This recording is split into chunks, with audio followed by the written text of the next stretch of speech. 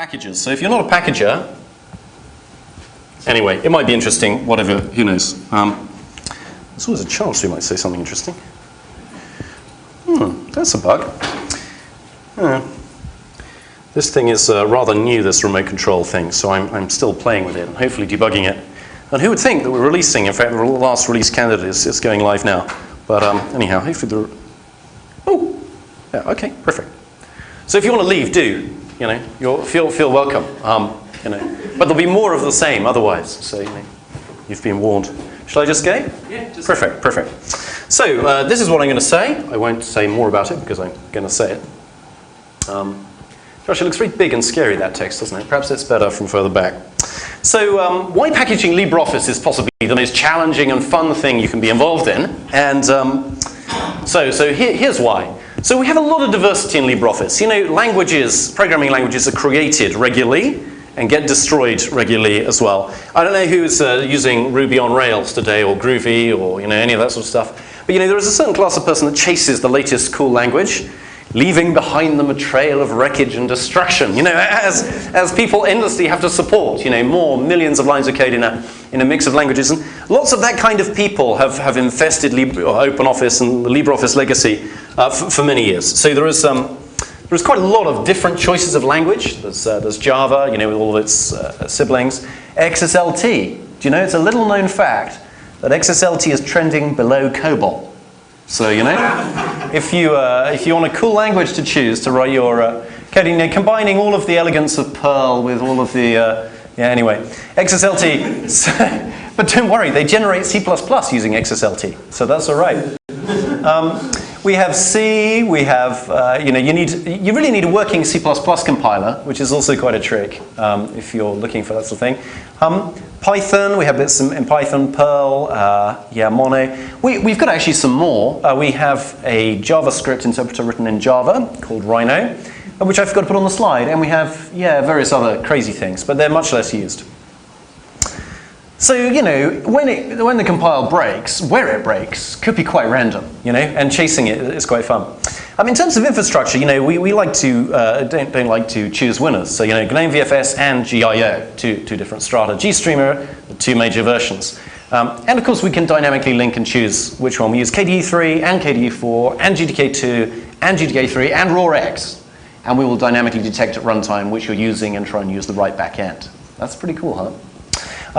Popular OpenSSL, Mozilla NSS and OpenSSL. Again, why pick one when you could have everything? It's all good. So what else do we use? Cups, LPR, PAM. Well, lots and lots of funky stuff. We have our own custom. We need a new GNU make, which I'll talk about in a minute. But lots of things. Image magic during the build to scale and do fun things with your images and so on. And that's before you've even laid out any text or done anything quite fun. With right to left, Arabic mixed with Hebrew, mixed with, whatever. So there's some good things there. Also, dependency-wise, we just depend on everything. So if we have this thing in OpenSUSE called Tumbleweed, which is great, and it provides the latest up-to-date, it's kind of rolling distribution. But one of the great things about the build service, I don't know if you're here for Tim's talk earlier about it, because OpenSUSE was primarily, in the past, really a KDE company, and C++ has these wonderful ABI ripple effects. Pretty much whatever you do, you break the ABI, right? So the open build service tends to rebuild absolutely everything all the time in case there was an ABI problem. And stopping it doing that's quite hard. And one of the great things about that is that almost any package you check into the system is eventually going to cause a LibreOffice rebuild, which takes hours. And then, there's hopefully an incremental update of that later. But, it's kind of a bit bad. And there's one thing we'd love to do, and if someone here is, short of something to do, we would love to split some of these bits out because, of course, we abstract all this internally as well. There's no shortage of abstractions. And it would be nice to have just a bit that does, say, the GTK, KDE backend dependencies, so you recompile a small package instead of the whole thing. It's just a code movement and a packaging problem to deal with. So why do I get the ringer volume then instead of... Anyway. What else? We have platform dependencies, which are pretty nice. So our component model does some cool things. It produces C++ vtables and it'll produce and hand you an object that looks like a C++ object, but really is a pile of magic, you know? You call what looks like a virtual method, and really it jumps into, well, it actually jumps into a doubly memory mapped region of memory, because SE Linux didn't like us having executable heaps. So, you know, you have to generate these trampolines that are then executed, and it's all good fun. But that means also that as you package for these different platforms, you know, you're actually running different code, and there's not even enough sharing here. In a perfect world, we'd be using LibFFI for this sort of stuff. Anyone that wants to come and write the LibFFI bridge, again, that would be cool, because we could chop out a whole load of random platform-specific muck. And of course, there are other, you know, crazy platforms out there that are better or worse. Here are some other interesting things. So when you look at the IA64 ABI, you know, the Athenium, you know, designed from the bottom up as a 64-bit, very long instruction, you know, you would think it would be beautiful, right? Turns out there's a real size limitation in their ABI, such that we can't stick all of the stuff we want to in one section. And this works fine on 32-bit machines, you'll be interested to know, but not on IA64. So actually we have to disable random features just to get it to compile there, which is pretty depressing. What else? Oh yeah, so many things that you know, compile on ARM, say, will not actually run anything there. So you know, you end up with something that compiles, but whether it runs, well, that's a different question. But by default, we run a whole load of unit tests actually during our builds. It's quite hard to turn them off. It is possible. And depending on whether you do a single build of a module or a straight-through build, when you do a straight-through build, you load documents and save them and reload them again and check that, in fact, no data was lost, this sort of thing. So, yeah, that's only about 5% of compile time, but the compile time is reasonably large, you know, particularly when you start getting to an exotic architecture like, you know, I don't know, Debian Alpha or whatever is being, you know, touted as the latest thing. So, yeah, with 10,000 files, it doesn't sound very many files, does it? But try writing, you know, 1,000 lines each in C++ and compiling it. Another thing that's quite interesting is that the parallelism we can expose is pretty cool nowadays. So we've run away from a DMake build system, which was really, really very bad indeed. And we've moved to GNU Make instead, which is much, much better. We found several bugs in GNU Make, but you can now load your whole dependency graph in, and after doing your header compiles, you know, you have all of those sort of Bison things that produce code and, you know, IDL that generates code. But we do all that first, and then we can build, you know, something like 10,000 files wide. So if you want to contest your, you know, massive new multiprocessor machine, and the Linux kernel, which is in C, and so compiles quite quickly, is actually not stressing it, then we can provide a stress test that, you know, for real men, you know, that will actually throw this ridiculous G++ at, you know, taking a second to compile each module and so on. So one slight downside of that is that we have just tons of dependency data that get generated, and there's just loads of grot in there. So that's also a challenge. And of course, many, you know, some people use compile farms. We use a thing called Ice Cream, which is, I don't know, has anyone used Ice Cream much? I've used it. I've used distcc. Distcc is lamer. So Ice Cream is I guess the SUSE version of that, and it does, you know, it pushes the compiler over the wire and generates chroot jails, so you can have different distributions at each end and so on. It's quite fun. But again, you know, you'll often find a machine that simply can't compile a file. It's too big, you know, in your cluster. It just dies. So yeah, and then of course fitting it all onto a live CD is practically impossible. It's just too big out of the other end. And actually fitting it even onto Android and getting our viewer under the 50 megabyte limit for the App Store is proving a real challenge. So yeah, I don't know. So that's some reasons why LibreOffice is a really cool thing to hack on. You know, it's a man's work, you know. Or a woman's work. Now that's terribly sexist, isn't it? It's an adult's work. I'm sorry. You know, it's none of these. I don't know. There you are. Dig deeper. So another slight problem is that LibreOffice. You know, you think you just start packaging it. And I like to use the example of Rene, who's kind of a hero. You know, you just pull a bit and it gets bigger and bigger and bigger.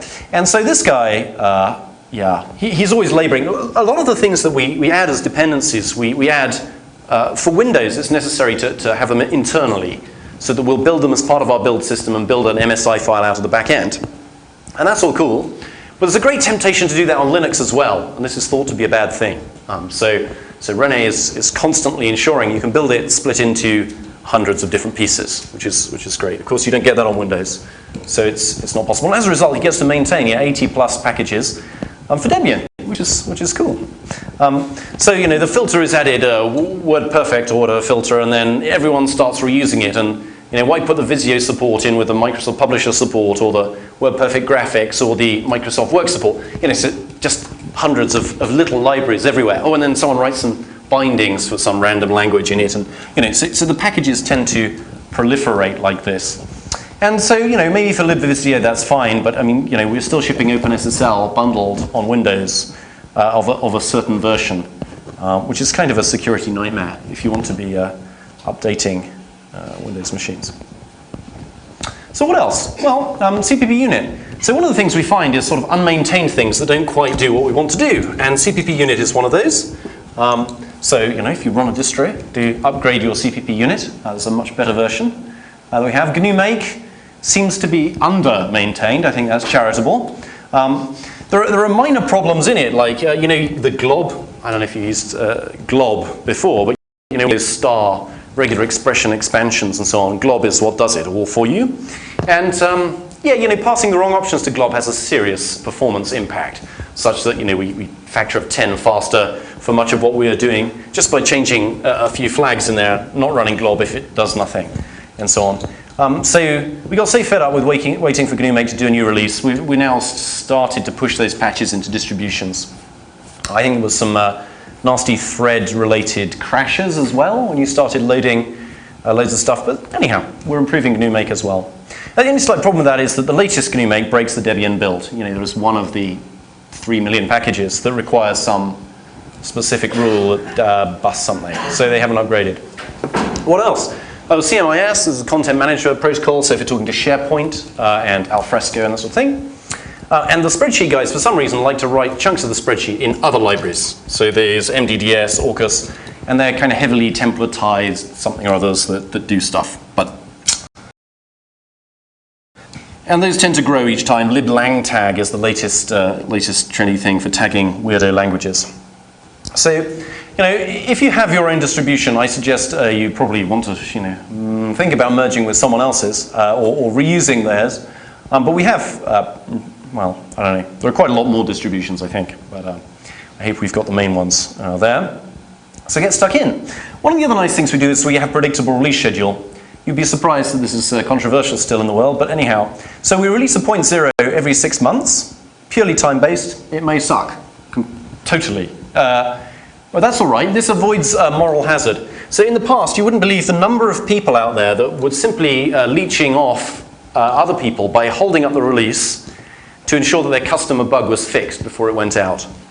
And that's kind of bad, If you're not only going to inject stress into the community to get your bug fixed rather than actually any fixes, and you're going to, sort of shout and scream and say it can't go until... And so we had sort of 2-month slips, releases in which a whole load of apparently released blocker bugs were fixed, although, the week after it was released, another 10 released blocker bugs of the same kind were found anyway. So we basically just ship it. And after a few releases, I think we've done, 3.4, 3.5, 3.3, 3.6, quite a lot now, people are getting used to the idea that you need to test early, and preferably test master and so on. And we do this, I guess, the first week of February, the first week of August, both are really terrible times in the year for doing a release, because everyone's on holiday over Christmas or going on holiday in the summer. And then we do monthly bug fixes after that. And the aim, the whole point of this is that the 0.2 release, by the time we get to 3.6.2 or whatever, is really well synchronized with the major release, distro releases. So hopefully what you get in your latest Ubuntu or Fedora or OpenSUSE when it happens to line up is something really good. That's the hope.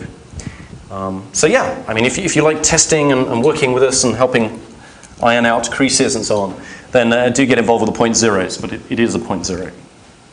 So. But at least it makes it predictable. And so, well, what do you package? I don't know. You can package each minor release. That's quite a lot of work, once a month, but worth doing. Or you can use an existing distribution release. Of course, we have branches in Git. So the SUSE commercial product is actually at that URL. Ubuntu put tags in there. If you're a distro packager, do push your own. One really great way to make other people do your work for you is to just set up a tinderbox, which will run all the time and build on your platform and find the problems, which is cool. And so far from generic, for Linux distributions, we have OpenSUSE, Fedora Gentoo, and quotes, generic Linux.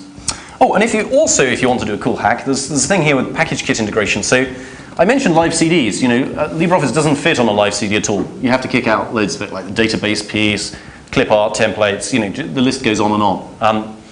And so, Canonical actually funded the package kit integration so you can stumble across a bit that doesn't work and it says, why don't you just install it? Which is kind of cool. But of course, there's lots of distro-specific work there around naming needed. So the last bit of my talk, I guess, is just a rant about the problems of generic Linux. If you build a package that runs on any Linux, you really have some interesting problems. This is the ISV problem for Linux, and it's basically intractable. We have real trouble doing it, and we create Linux distributions. We're really relatively skilled and have a reasonable amount of time. So if you compile on a new Linux system, which is where you'd like to compile, of course, glibc has all these symbol versions immediately bound into your library, so it just won't run on anything older.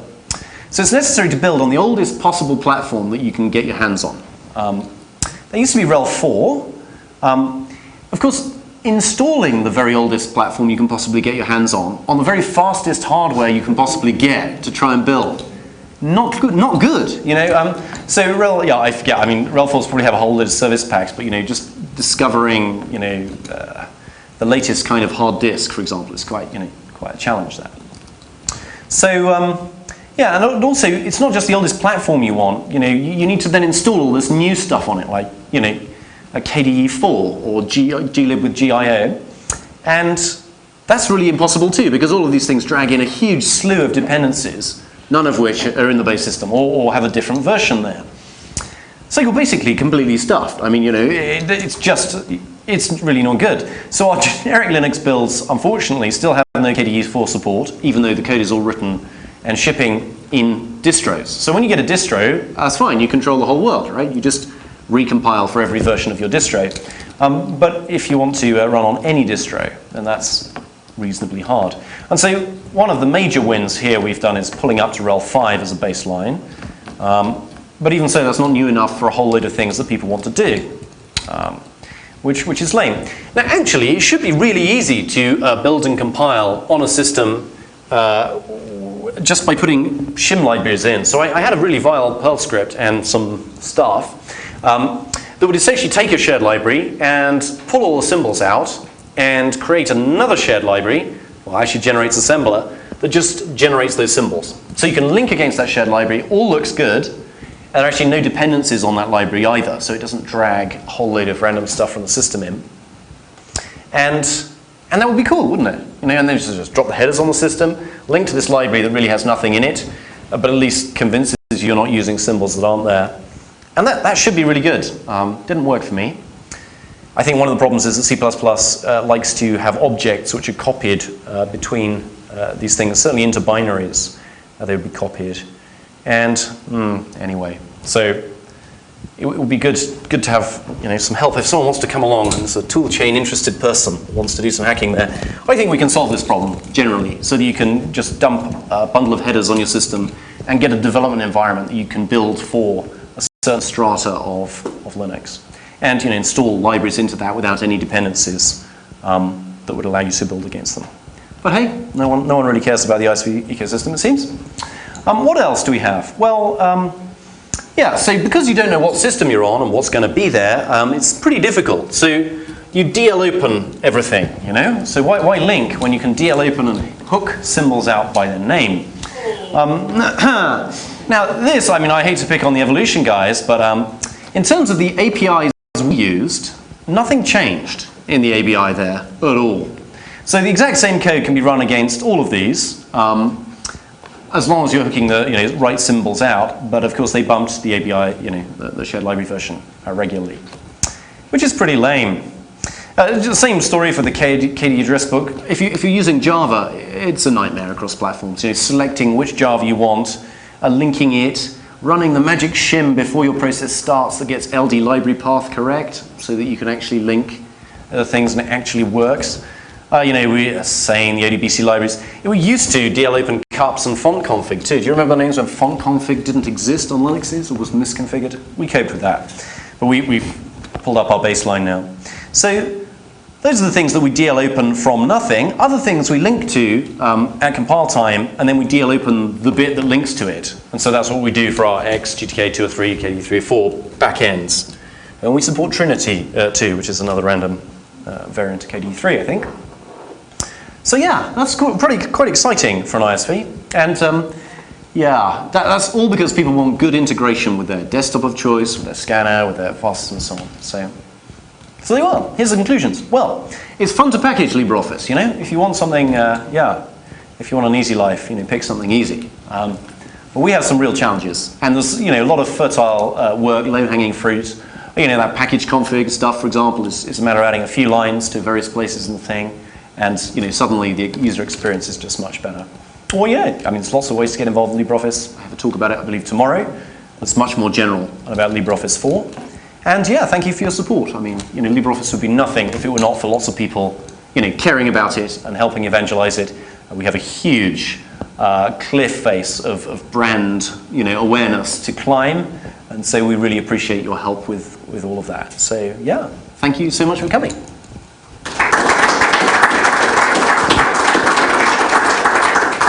Does anyone have any questions, as they say in the movies? What is your name? I must remember it. You are an ace asker of questions, and you know that's much appreciated. It actually uses the generic Linux builds. I mean, that's a really good question. Get their stuff from distros? Yeah. Why would you not get it from your distro? Does anyone download them? Does anyone download them? So that's a question. That's a good question. We do have stats. There are two stats that you can use. One is the download rate, which I think the download rate is about 3% of downloads. Like the vast majority of Windows and then Mac. I think in terms of unique IPs that we see coming to our update service. So Linux distro vendors don't tend to point to our update service. They just patch that out, turn it off at configure time. But all of the generic builds we ship will phone home to say, is there a new version? And so that gives us the distro, Maybe it gives us the distro. It gives us the platform, for sure. And so there it's 2% Linux, 10% Mac, and the rest Windows. So yeah, not many people use it. Yeah, but it's possible that they are a self-selecting cross-section of the awful people with the RHEL 4s, you know, Fedora 2s, or whatever it is, right? You know, OpenSUSE 1, you know, and that they really want that build that it works for them. It may be. I don't know. Let's hope not, because they're about to get quite a surprise with LibreOffice 4. But you know, I don't know. If you read Gartner reports and you believe them, then there's something like a 2-yearly cycle of rollover of Linux desktops. So the hope is that as long as we're, you know, kind of inside that or outside that, most people will be happy. Does that help? Well, I guess I was wondering, like, do you have, are you able to compare how many people go through a distro versus? Yeah. So the interesting thing is that if you look at our download numbers, and maybe I'll look at these, I think they're in my talk tomorrow, then yes, there's large numbers of people downloading. But then there are, you know, large numbers of people getting Linux as well. Our download rate is in excess of OpenSUSE plus Fedora. So that's good and growing strongly. But we don't have any statistics for Ubuntu. They're simply not public, which is sad. And, you know, I guess we could install some phone home, you know, thing there and kind of pwn them or something. But you know, we haven't done that. So yeah, it comes down to using a good. I mean, what proportion do you think Ubuntu is of the Linux desktop market? So you can look at Wikipedia, I suppose, and who connects to it and so on. But I don't know, it's all peeing in the dark. But at least Google Trends suggest it's quite a lot. So yeah, so I think a large proportion of our end users are probably Linux users, but the vast majority of our downloads are Windows users. Does that help? Cool, good question. Look at, you know, oh, one at the back, sorry, with the microphone, yes. Two questions. One on stats. Do you get anything in Debian? It's called popularity contest. I'm not sure what the other distros do. So well, we're so popular, statistics? you know, we just maxed it out, you know, it kind of blew up. Well, no, I don't know, actually. That's a good question. And second question, is there any hope for reducing the number of dependencies? Yeah, I mean, it's easy to reduce the dependencies. You just, say don't do any scanning, or don't do any printing, or don't do any. I mean, at some stage you need to do that. So, yeah, I mean, if you want a dependency-free build, you can install the generic builds that we produce, which have all that stuff mucked into them somehow, and then yeah, you have a lower dependency footprint. Of course, if you do a good job of packaging, hopefully you don't have, like GTK2, GTK3, KDE3, and KDE4 installed concurrently, because, hey, they picked which desktop you're using and you get a sensible backend. So, yeah, those are really just packaging problems rather than end-user bloat problems. But yeah, for sure, we're always looking out to reducing bloat, and one of the things we've done is reducing unused code. So, code that's never called, never used, and we can prove that. We've been ripping out at top speed. So, yeah, at the end of the day, so there was a guy in my company, and I was arguing with him about the merits of rewriting the whole world in JavaScript. And sadly, he was a very influential person, so it was quite a long argument. And during the argument, he said, lines of code is no measurement of functionality. And I think at the extremes, probably he's right. But at some stage, if you want functionality, you have to write some code to do it. I think that, but apparently if you have a startup mentality, you don't need to. So that's great. Maybe we just need a startup mentality. So does that help? Cool, good question, thank you. No, I've forgotten the question. Even better, even better. Anyone else that's looking shy, How long have we got? Ages. Is it ages? 7 minutes. 7 minutes. Oh, that's... I'll go for the question on the first talk. If you can continue remembering, is that possible? I'll repeat it so we don't need the mic. Just, I'm going to repeat the question. I'll repeat the first talk. Yeah. Go for it, sir. So you talked about the 3 different types of relationships. Yeah. And so for an example would be an open cause model, which has both a mutual relationship and a authoritarian type relationship. Is there some sort of, the point of that is you're supposed to use one type of model, or is it fine to have hybrids? So I think the one destroys the other, pretty much. I think you're in a dominance relationship in that case. The open core model I don't believe in. I think it's dangerous for free software. And so yeah, I think ultimately you can try and pretend to other people back a lesser set of rights than you have. You can pretend that. But profoundly, there isn't actually any mutualism there, is there? You're giving the rights to someone else and he chooses what rights he gives back to you. So yeah, I think that just recasts the relationship in a way that is fundamentally not a communality relationship, it's a dominance relationship. And that can be fine. You can have a boss that's really good, let's face it. Your boss can be the best boss in the world, he can let you do what you want, he can, and at the extreme, that's fine, But at the end of the day, he is your boss, and someday, the day will come when he says, I think you need to consider whether this is for the good of the company or for what, do you see what I'm saying? And so that relationship is clearly not, and I think when you're relating to a large body of contributors, it's important to get the very basics of that relationship right. Does that help? I mean, it's my view. It may be completely wrong, as you know, but yeah. And perhaps it's a bit more complex because I have dominant relationships with our contractors who have to give me every possible copyright, right, trademark, and so on they produce, for sure, so I can GPL it. Yeah, and that's great. So I'm not arguing you should never have a dominance relationship. I think that I'm quite pleased to be employed. So that's not my argument. My argument then is what are the rights you're giving to other people, and it's to some degree it's okay to be upfront about the fact this is a dominance relationship. You will do what you're told. We will accept only what you want. And if you look at Google, for example, they're quite upfront about the fact that Android is they're doing it themselves. The fact that they throw it over the wall and give it to other people is good, and I wouldn't want to criticize that. But I think there is a richer way of interacting that's just more scalable and more fair and more... Do you see what I'm saying? Yeah? Cool. So you're talking about the number of Windows users who've picked up LibreOffice. Sure. Yeah. How did they ever find it?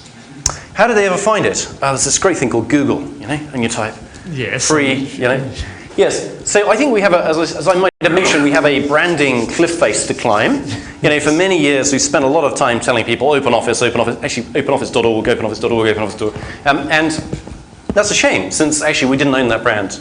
It was owned by a corporation, and it's kind of hard to fix that later. So how do we tell those people? Well, I think it's reasonable to say that LibreOffice is in large part a successor of the OpenOffice community. I think that's something I'd happily say to people. The vast majority of people that I work with, I've worked with for years, and have been there. In terms of the number of Sun employees that are on the project, we have more in LibreOffice than anything else. We've retained a lot of the skills. We just don't happen to have, some of the other pieces. So yeah, I think the name is kind of unfortunate from an adoption perspective. On the other hand, I love the concept of freedom that Libre gives you, even if it's hard to pronounce. Liberty. So, yeah. Does that help? Yeah, a bit. Yeah, how did they find it? It just seems a very attractive. Okay, so a second answer would then be media. That if you look at where you get hits from, clearly having articles in the press saying LibreOffice is cool, does these dozen things, really well. Yeah, helps. And what's the long-term relations between your code base and things like NeoOffice and other things? Gosh, NeoOffice, as I understand it, is kind of dying a death, unfortunately, and I like the guys that do it. There are some really good guys, Patrick and Ed. I think they're struggling to have a business model that pays them to do what they do. The other thing is that the primary difference between NeoOffice and us, although they're based on the precursor to LibreOffice, is that they use Java for doing all their text rendering and stuff at the bottom. And so, they get some of the benefits of using core text and nice text layout, but we'd rather use core text directly and not bootstrap a JVM every time you start just to render text and do graphics. Okay. So, does that help? And is it? I mean, I haven't run a Mac in a while. Is LibreOffice now a decent Mac app in terms of how it behaves like it, or does it look like a Windows app on a Mac? So we're doing a whole load of stuff to improve the look of LibreOffice. And again, I recommend my talk tomorrow to you, assuming it's not up against the other, 5 best talks in the conference. Yeah, we're doing some work there to improve the look. How it looks on Mac, I don't know. I'm not a Mac user. Yeah. Well, neither am I. Yeah. I'd encourage you to use Linux. That one seemed to properly use the bar, the title bar, right, menu bars and other things. Right. For a naive user, that seemed to be the difference. Mm-hmm. It's a long time since I even looked at it. So we use the Unity menu now on Linux, but I forget if we're turning that on for Mac.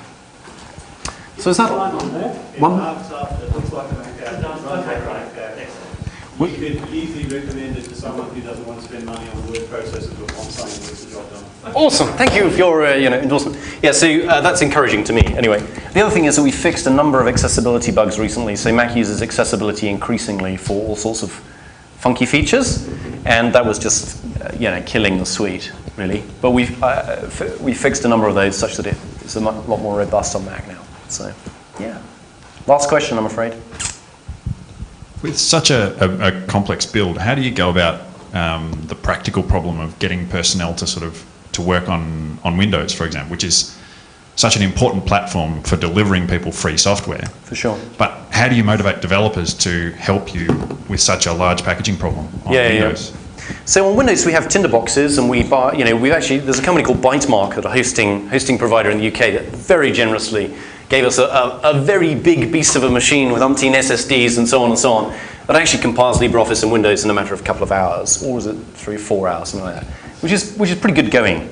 I mean, Linux, of course, you can get it in about 15 minutes if you have the 1000 CPU, 64 CPU beast. So the tinderbox then at least gives you a reasonable, buildability thing. Of course, the unit tests that run during that also tell you that it's going to run. The basic functionality works. But yeah, I mean, it's always a challenge getting anyone to care about Windows in the free software world. And yeah, we do reasonably well. I mean, we employ someone full-time. A lot of SUSE's customers are actually on Windows. So one of the little-known features is that we support and ship this thing as MSI files and MSI patch files, and we do level 3 support for that on Windows for paying customers. And so if you happen to have a 10,000 seat deployment you want to talk to me about, there you go. So yeah, of course we have an interest then in keeping it working really well on Windows and fixing that. So great questions. Thank you so much for your time.